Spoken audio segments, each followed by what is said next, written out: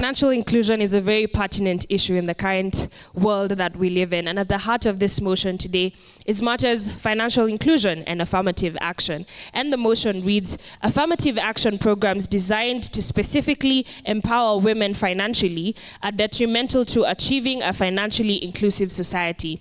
I'll read the motion again. Affirmative action programs designed to specifically empower women financially are detrimental to achieving a financially inclusive society. Proposing and opposing this motion is Alliance High School versus Moy Girls High School. All the best to both teams. Team proposition, first speaker, you have 3 minutes. Esther was black and broke.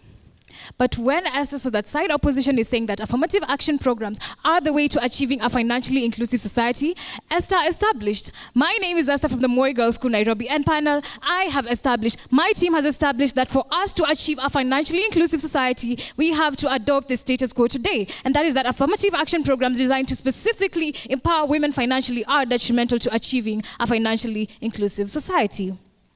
To save on time, my team will be referring to affirmative action programs as APP. Kindly get note of that. Panel, our side of the bench stands firm on the understanding that empowering only one marginalized group will not only cause short-term defects, but also long-term effects that will later on come to bite us on our backs. I have 4 key terms that I'd like to describe from the motion. 1, AAPs. These are affirmative action programs. These are policies or initiatives that are put in place by governments, organizations, and institutions to actively promote and make recognition of underrepresented individuals in society, especially through preferential treatment. 2, empowerment of women financially. These are efforts aimed at enhancing women's economic independence, financial well-being, and opportunities. This initiative is focused on improving women's access to education, employment, entrepreneurship opportunities, and other economic resources. 3, detrimental. In this context, as proposition, we argue that these affirmative action programs to be implemented by side opposition will bring harmful, adverse, and negative effects that will hinder us from achieving our goal of a financially inclusive society. Examples of the detrimental effects are inefficiency or exacerbation of existing inequalities. Last, but definitely not least, financial inclusive society. This is a society where all individuals, regardless of their background, have equal access and are able to fully participate in financial systems and services. Financial inclusivity details various dimensions such as banking and credit services, opportunities for wealth accumulation, and entrepreneurship, etc. These APPs undermine meritocracy, creates resentment among individuals, and brings about gender disparities. But I will not touch on this. This will be addressed by my second speaker, being backed up with statistics. Panel audience, focusing on only one of these marginalized groups, while we have widows and widowers, while we have people who have disabilities and many more marginalized groups, is truly absurd. The special treatment that are given to empower women through these AAPs should cut across all these marginalized groups. Were we to adopt this notion that we're being given by side opposition, we will be creating a vicious cycle of trying to empower one group time and again just because the other group is being shunned. As protagonists, we are not saying that we do not want to empower women. Panel, we ourselves are women. We would like to be seen. We would like to be heard. We would like to be recognized. But we sat down and drew the bigger picture here, panel. Why would we want to be empowered specifically through AAPs if the effects are as detrimental as they are? By only focusing on gender to achieve financial inclusivity, we are overlooking other factors, hindering financial inequality. This isn't simply a matter of gender, but a complex interplay of socio-economic factors such as race and ethnicity. That was my time. Thank you. Edward Kituku, Alliance High School, side opposition, here to strongly oppose the motion that states that affirmative action programs specifically aimed at empowering women financially are detrimental to achieving a financially inclusive society. Now, what side proposition fails to understand is a very important part that we must acknowledge in this motion. Firstly, just a few redefinitions to contextualize what this debate is truly about. What exactly do we talk about when we are talking about affirmative action programs? These are programs that are aimed at empowering underrepresented qualified, not qualified women in acquiring economic mobility, financial independence, and autonomy. Yes, we agree that one of the criteria for selecting those who are to receive these affirmative action programs is that you are a woman. But remember that the people who are investing in these affirmative action programs will require a return on investment. And so just because you're a woman, they will not give you just because you're a woman, but they will have a rigorous vetting process in which you are going to be chosen, yes, on gender, but also on merit, because all these people still want a return on the investment that they are giving to you. Then, another clarification that we need to make on our side. Side proposition assumes that there is already an equilibrium that must be maintained, that there is a balance in the world that must not be messed with. But what exactly are we talking about? There has never been an equilibrium to begin with. Women have always had to bear the burden of being restricted to just pursuing domestic causes, or being restrained to pursue non-high-paying wages, high-paying jobs. And that is what we are trying to beat with the affirmative action programs on side opposition. So, just a few contexts. Historical and systemic biases that have faced women are reasons why we should keep on encouraging these affirmative action programs. Just an example, in Saudi Arabia, did you know that women require male guardianship to acquire the most basic of financial rights, such as opening a bank account? They need male guardianship to acquire this, and the UN Women put the financing gap for women-led businesses globally at an underfunding of,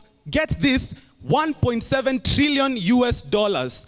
That, not only that, but the African Development Bank, in an article published in 2024, stated that financing gaps for women-led MSMEs in Togo was underfunded by about $45 million.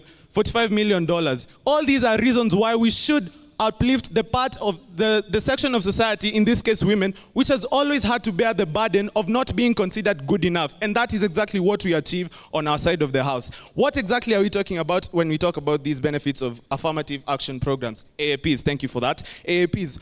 We are talking about that the women are able to contribute more to making the financial decisions that affect them. The women are granted more economic liberty and autonomy over the things that matter to them. For example, in Kenya, the Uwezo Fund, which was launched in 2013, it provides interest-free loans to women, youth, and persons with disabilities to start and expand businesses. A 2018 report on the same indicated that the fund had helped create 300,000 jobs in the country and disperse more than 6 billion Kenya shillings to 1 million beneficiaries. So please join us on our side as we advocate for the greater empowerment of women. Thank you. Welcome to our side of the world where equality is key. A world where no one is given an upper hand over the other. A world where we strive to achieve a financially inclusive society. Welcome to a world where there is light at the end of the tunnel. I would love to begin by expounding on the first point that was earlier stated by my first speaker, which was how affirmative action programs undermine meritocracy. Meritocracy is a term that I believe that side opposition fails to deeply understand. And what is meritocracy? Anyone? Don't worry, I got you. Meritocracy is a system whereby individuals get money based on their abilities and not merely factors such as gender. Affirmative action programs, by giving preferential treatment to a certain group in the society, in our case, women, undermines the very principle of meritocracy. Consequently, this could create resentments among individuals who feel disadvantaged by such programs. And how are we going to achieve a financially inclusive society? Is it through creating resentments among individuals by giving preferential treatment to a certain group in the society? Side opposition is failing to understand the word specifically with regards to this motion, specifically meaning one particular thing and one particular thing only. In our case, this is affirmative action programs. They are empowering only, but they are only empowering women. But what of other marginalized groups, as stated by my first speaker? What of men that come from disadvantaged backgrounds? What of people with disabilities? Don't they need empowerment? Let me take you to an imaginative world. Think of a case scenario where a boat is sinking, and then you throw a lifeline to save one person, leaving the others to fend for themselves. This is what team opposition is suggesting. True financial inclusivity doesn't mean lifting up a few. It means lifting up everyone in the society. Now let me bring you back to the reality. Look at the present state Rwanda.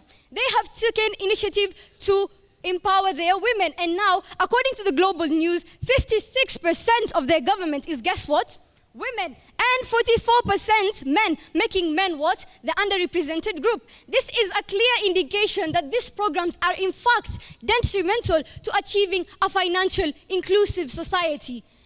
How many women out there are successful without affirmative action programs? They create stereotypes, which will be later discussed by my third speaker. According to National Association of Women Business Owners, it was estimated that 12.3 million women own businesses without the need of affirmative action programs. In conclusion, I, as the second speaker of Team Proposition, am here to strongly propose the notion at hand. Yours truly, Najma Salah, second speaker, side proposition. Thank you very much. My name is Amon Kiprotich, whose time begins in 3, 2, 1. Allow me to start my team's presentation with a few rebuttals from our proposing side. Number 1, Esther, my dear, you talk about us promoting one group through these affirmative action programs that specifically target women. But my question to the panel is, does the uplifting of one group always have to be at the detriment of another? Look at the motion. The motion is clearly targeting the empowerment of women. That does not negate empowering other people, such as people with disabilities or people who have generally been marginalized in history. Therefore, be categorical when you're looking about the motion. We're talking about women, and is it a detriment to financial inclusion in society in general when we empower them? And that is what we have come here to oppose. Number 2, you talk about preferential treatment, Esther. Number 1, when people are chosen through these affirmative action programs, like my first speaker, Edward, said, it is not true only by the fact that you're a woman, but you are qualified. Like it or not, this is an investment on people who are providing funds for these affirmative action programs. Therefore, a return is required, and therefore they will go for the most competitive candidates for these slots, not just because they're women, but because they deserve it. Number 2, you talk about there being a complex interplay when it comes to awarding these maybe jobs or funds when it comes to these affirmative action programs. But like my first speaker said, and I hate to reiterate, that it is not solely based on the fact that you're a woman, that you were born a girl, but the fact that you were born a girl and you did something about it. You knew there was systemic bias against you, but you went for the best, and that is what you're presenting to these programs. I move on to Nejma. You talk about undermining meritocracy. But again, like my first speaker said, if you were listening, it is not only about being a girl. Number 2, resentment. They claim that there is resentment on our side on people who have generally been marginalized. But that is not true. When women are included in decision-making processes at high levels, the executives are able to make more gender-sensitive decisions that end up affecting everyone. So there is no resentment when diversity in choice benefits everyone in general. Number 3, and lastly from your side, you talk about a case for Rwanda. Well, please provide a mechanism that shows or evidences the fact that women in the Rwandese parliament were there solely because of affirmative action programs. Are you trying to say that these people did not put out their agenda to the people, questioned their conscience, and chose them solely because they could have done the job for it? Now we move on to our substantive points. Number 1, closing the gender wage gap. It is not a secret that when it comes to the performance of the same job, women are clearly marginalized. A report, allow me to quote, the World Economic Forum Global on Gender Gap Reporting 2021 found that women typically earn 37% less for the same work as men. And this is generally worse for women who are of color in regions that are racially diverse, or women with disability. So is there necessity? My question to the panel and to the audience at large is that by the mere fact that these programs exist shows that there's a disequilibrium when it comes to awarding jobs or when it comes to awarding opportunities to anyone. So by the fact that they are there, you cannot deny that there is bias. And one of the best ways we can fight this bias, this systemic disfavoring of women, is through programs that target them and look for them for their academic deservation or their merit.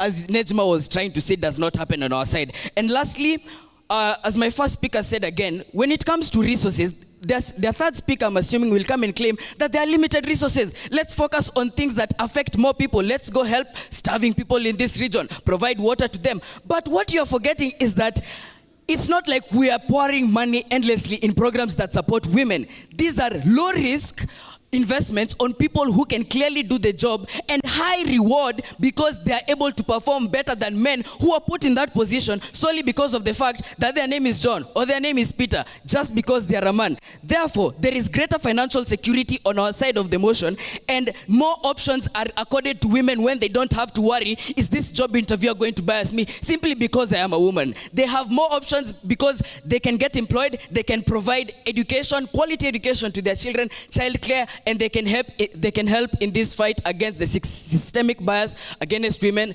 and the prejudice that has forever existed in our society. Come to this side where we actually fight that. Thank you. I'm on Kiprotich, Alliance High School. Panel, we are side proposition of firmly standing with the idea of affirmative action programs cutting across all privileged and unprivileged groups in the society. We are not leaning on one side and neglecting the other, but we're bringing to the table not only the better solution, but the best solution to achieving a truly financial inclusive society. I'd like to begin with my rebuttal. So the first speaker of side opposition came here and basically does not believe that we are rooting for a truly financial inclusive society when he came and stated that we are trying to disregard women. Panel, acknowledge that our side of the motion and our side of the argument is trying to prove that affirmative action programs should uplift every single individual regardless of who they are, where they're from, what they stand for, their background, and specifically their gender.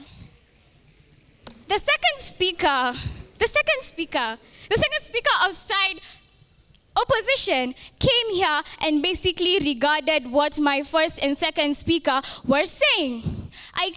My second speaker came here and clearly gave an example of how women have succeeded financially without the use of these affirmative action programs. So I'd like to begin by saying, for side opposition to come here and totally assume that other marginalized groups in the society are not in need of any financial empowerment is totally absurd, because true financial inclusivity basically has the idea of including every single person. The term including basically means we are not leaving anyone out. Panel, team opposition fails to view the broader perspective of the motion at hand. Let's talk about the notion that is created when we specifically empower women in our society today. The notion that women cannot succeed financially without the use of these affirmative action programs. Women have succeeded. Women should be recognized in terms of their inherent capabilities and potential contributions to the society today. Audience, panel, team, opposition is failing to see the real discussion at hand today, which is financial inclusivity. Financial inclusivity, as clearly defined by my first speaker, basically has the intention of bringing all individuals, and I mean all individuals, to a table where they can compete favorably regardless of their background, their gender, their ethnicity, their setbacks, and that is what we are rooting for as side proposition. Panel, acknowledge that to achieving a true financial society, we must have a long-term solution. A long-term solution that side opposition does not fail. They failed to understand. The second speaker failed to understand what Najma was saying about Rwanda. The present day Rwanda has 56% of people in the government being women. 44% are what? Men. This is a clear example of what will happen if we specifically empower the gender of women in our society today. And what will Rwanda have to do in the next 20 to 30 years? They will now have to create affirmative action programs to specifically empower men. And with that, we are back to square one, back to the drawing board where it all began, and the never-ending cycle will continue. Panel, team proposition is being a voice not only to women, a voice for men from disadvantaged backgrounds, a voice to people with disabilities, a voice to people who have been unregarded, degraded, a voice to everyone, and that is what we are rooting for. Thank you. So allow me to begin with a few rebuttals. First of all, the third speaker came and talked about how affirmative action programs should ideally uplift everyone regardless of gender and race. But ideally, what the motion comes and does is the motion restricts us to only focusing on gender. The motion comes and tells us that we need to ideally identify whether or not affirmative action programs are well suited to fit the women who are the actors of this motion. So ideally, that shows that you are again very well prepared for this motion. Second, you came and talk about how people have succeeded without affirmative action program. But my question to you and to your very confused teammates and our very confused panel is, how ideally is it detrimental to those who receive it? How are those who are the actors of this motion, who are the women who receive the affirmative care, ideally affected by the care that they receive? Ideally, that's a question that you need to answer on your side. So second of all, allow me to now get to my points. First of all, it is very essential that I give you a few examples of women from everywhere who have ideally benefited from affirmative action programs. One is Mary Kamau, our very own Kenyan. She increased her businesses. She was able to employ 50,000 more women to work for her. Ideally, this is something that ideally helps women because of the affirmative action programs, which provided affirmative action funds, which I'll be explaining in the course of my speech. And from India, representing our very own judges, is Rajek Singh. Affirmative action helped her receive modern irrigation techniques, improve her business, of which she was able to ideally employ more people in the affirmative action section. And even secondly, we're going to look at the country with the best affirmative action, which has the most financial inclusive society, and that is Lithuania. And why does it have ideally a very structured and a society that is very financially inclusive? It's because women came together by the help of affirmative action programs and did the following. One, they had gender equity legislation. They had equal access to financial banking services. Ideally, these are things that were not provided before by the government of Lithuania. But affirmative action programs came and played the role of providing this, the women with equal access to financial banking services and gender equity legislation and policies. Ideally, what this came and does, it established a network between the women who are involved, of which they were able to nurture each other and mentor each other with regard to financial literacy and with regard to how to earn money. So ideally, what this cost is, it cost an increase in 4,000 jobs, which now brought the financial inclusivity that we are trying to talk about. And even secondly, we come and tell you that we are solving the gender pay gap, because there's a very big gap between what a woman earns and what a man earns. And then we came and told you that ideally what we want is that a man and a woman with the same qualification for the same job are getting the same amount of money, and not the decline in the 37% that was mentioned by my second speaker. And so what are the effects of what are the effects of this ideally? So one, we have poverty reduction, because people are more involved in making the economy grow. People are more involved in the economic growth, and what ideally leads to economic growth. And secondly, innovation and economic growth, because more people participate and contribute to the growth of the economy. So ideally, this is achieved only by affirmative action programs. And now the establishment of Esther is somewhere in a prison, somewhere with nothing but hope that is dangling on a spoon and a chewing stick to be able to brush your teeth. I rest my case. Opposition comes here and tell us that they are rooting for a society where all opportunities will be made equal, and yet they are specifically empowering one gender. We have stated that I myself as a woman, I do not undermine the fact that we need empowerment, but empowerment is empowerment, and empowerment is not for one specific person. Empowerment is not for a girl, empowerment is not for a boy, empowerment is for every single individual. I'd like to say that we acknowledge that the benefits of empowerment to all genders in the society: 1, improves on healthcare; 2, gives education to the undermined; 3, reduces poverty rates; and 4, fosters economic growth. And there is no reason as to why anyone should not be for this.